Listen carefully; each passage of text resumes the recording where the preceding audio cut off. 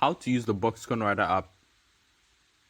First, click on the Boxconn Heroes icon to load the app.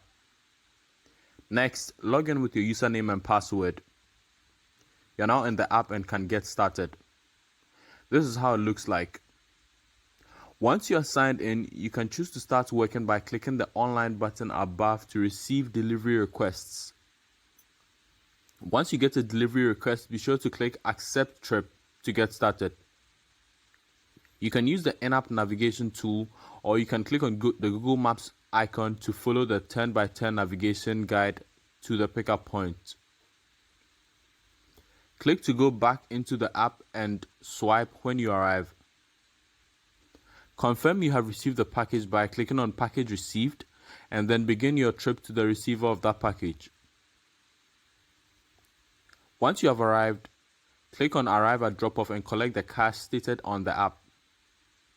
Click on Cash Collected and check for more deliveries. If you have any issues, contact our 24/7 customer support team.